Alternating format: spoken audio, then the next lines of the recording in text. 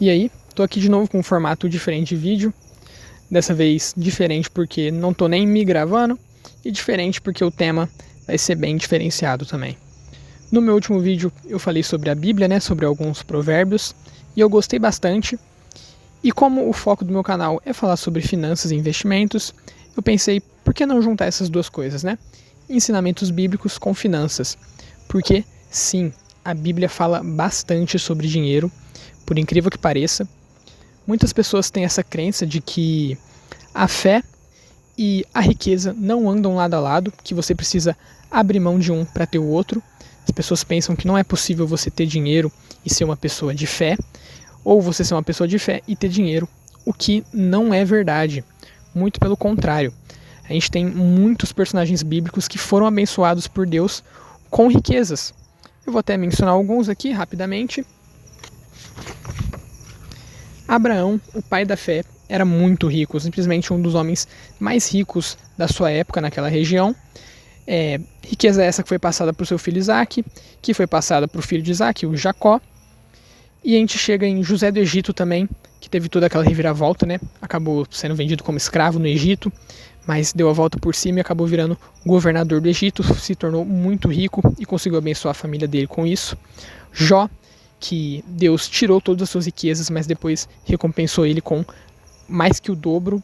Davi, que foi o segundo rei de Israel, obviamente por ele ser rei, ele era bastante rico.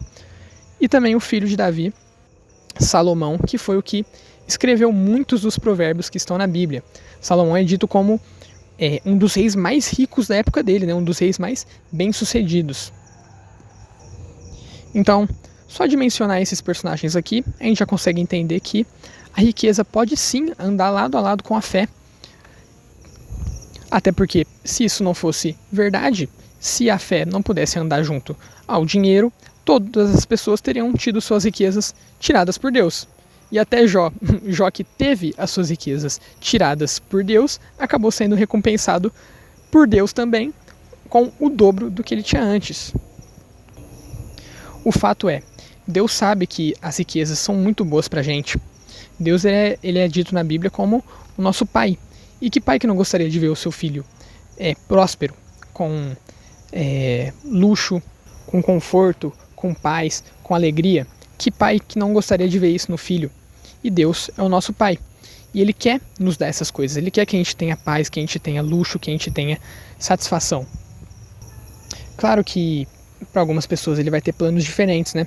Não foram todos os personagens bíblicos que foram muito bem-sucedidos, que foram muito prósperos, mas temos também muitos personagens que foram sim muito prósperos e porque Deus permitiu que eles fossem. Deus deu essa riqueza a eles. E para provar que as riquezas elas vêm por parte de Deus, eu vou mencionar um versículo da Bíblia que está em Provérbios, que foi escrito por Salomão. Provérbios capítulo 22, versículo 4. A recompensa da humildade e do temor do Senhor são riquezas, honra e vida. Bom, aqui eu já refutei todos os argumentos que as pessoas usam, né? De que você não pode amar a Deus e ter dinheiro, porque isso aqui é um versículo que está na Bíblia. Foi escrito por Salomão, que era simplesmente o homem mais sábio daquela época. Eu acho que Salomão só estava em sabedoria, só estava abaixo de Jesus, em questão de sabedoria. Então, como você poderia dizer, Salomão, não, eu acho que você está errado nesse seu pensamento. É muito difícil, né? Bom, já vou mencionar aqui outro provérbio. Está em Provérbios capítulo 3, do versículo 9 ao 10. Honra o Senhor com os seus bens e com as primícias de toda a sua renda, e os seus celeiros ficarão completamente cheios e os seus lagares transbordarão de vinho.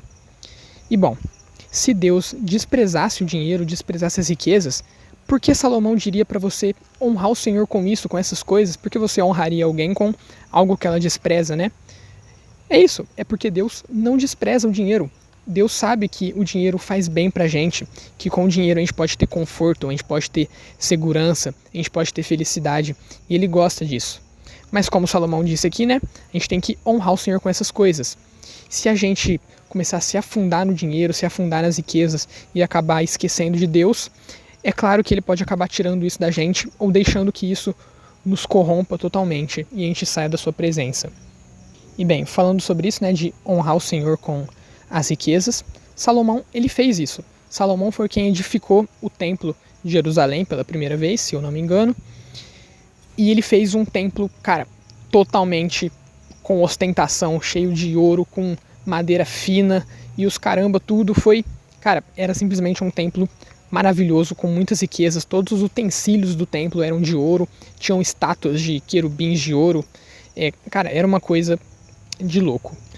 E Deus, após o Salomão fazer a oração dele, quando ele foi inaugurar aquele templo, ele fez uma oração e Deus falou que ele habitaria naquele templo. Ou seja, Deus aceitou toda aquela ostentação, né, que Salomão fez para ele. Deus aceitou aquele templo cheio de dinheiro, cheio de riquezas, cheio de madeira chique e tudo chique. Porque Deus, ele não despreza o dinheiro. Ele sabe, ele gosta disso, aliás, né? Porque, imagina, eu sei que Deus aceitaria se Salomão tivesse feito talvez um templo de barro, talvez, se fosse feito do coração dele, né? Mas não foi o que ele fez. Salomão fez um templo todo chique, cheio de riqueza, e Deus aceitou, porque Deus sabe do valor do dinheiro, sabe do valor das riquezas. Então, nesse ponto eu já provei para você que Deus não despreza o dinheiro e que ele recompensa os seus filhos com dinheiro, com riquezas. Mas agora eu gostaria de mencionar alguns provérbios que dão dicas sobre finanças. Sim, em provérbios nós temos muitas dicas sobre dinheiro. E aqui está uma em Provérbios capítulo 21, versículo 17. Quem ama os prazeres acabará na pobreza. Quem ama o vinho e a boa vida nunca ficará rico. Bem, o que ele diz nesse provérbio aqui pode parecer uma coisa óbvia, né? Pô, quem ama os prazeres acabará na pobreza. Quem ama o vinho e a boa vida nunca ficará rico. Pode parecer uma coisa óbvia, mas que as pessoas não entendem hoje em dia. As pessoas querem sempre ter prazer, quer ter um tênis novo, um tênis melhor, uma camiseta nova, uma camiseta melhor, um carro melhor, uma casa melhor. As pessoas querem sempre estar sentindo prazer, elas nunca estão satisfeitas com o que ela tem. Isso é até dito em outras partes da Bíblia, não vou me aprofundar agora, mas na Bíblia é dito, né, para você estar satisfeito com as roupas do seu corpo. Então olha aí a sabedoria de Salomão. Não ame os prazeres, não queira o vinho toda hora, não queira estar feliz toda hora, se alegrar toda hora, esteja satisfeito com o que você tem e assim você poderá enriquecer. Bom, outra dica muito valiosa de Salomão está em Provérbios capítulo 21, versículo 20. Na casa do sábio há tesouros preciosos e o suficiente para viver, mas o tolo desperdiça tudo o que tem. Outra coisa que parece ser óbvia, mas que muitas pessoas não entendem e não aplicam no dia a dia. Desperdiçar tudo que você tem. Sobra um dinheiro no final do mês, a pessoa já vai comprar um tênis, já vai comprar uma roupa que ela quer, já vai fazer uma pequena viagem, ir comer em algum lugar que ela queria, sendo que ela poderia estar guardando esse dinheiro, poderia estar sendo sábia, poderia estar ajuntando esse dinheiro e investindo. E falando em investimentos, Salomão também fala sobre investimentos, mas não está em Provérbios, está em Eclesiastes.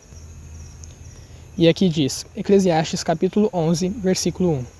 Lance o seu pão sobre as águas, porque depois de muitos dias você o achará.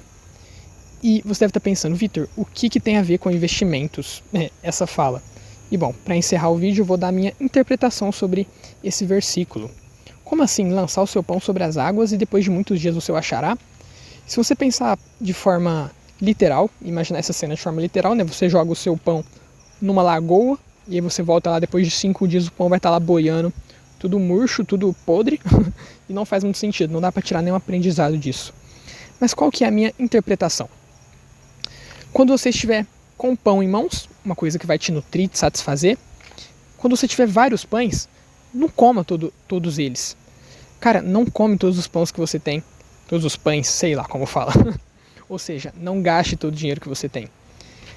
Abra mão desse dinheiro neste momento, abra mão do pão nesse momento, guarda ele, esconde ele em algum lugar, porque no futuro você vai achar aquele pão de novo quando você estiver precisando. Você vai achar aquele dinheiro de novo quando você estiver precisando.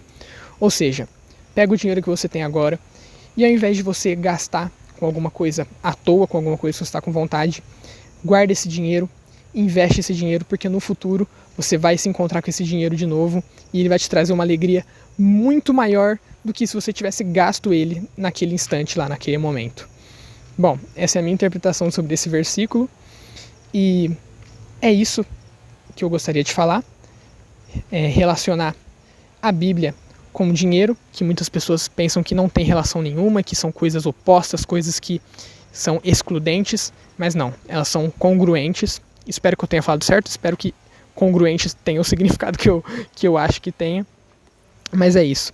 Se você gostou do tema desse vídeo, de juntar a Bíblia e finanças, deixa aí o seu like, comenta aí o que você achou, dá alguma sugestão, alguma dica, compartilha aí com a sua avó, com os seus tios, com a sua tia aí que acha que todo cristão, toda pessoa que tem fé tem que ser pobre, compartilha aí com ela. Então é isso, valeu, espero que vocês tenham gostado e até a próxima. Falou!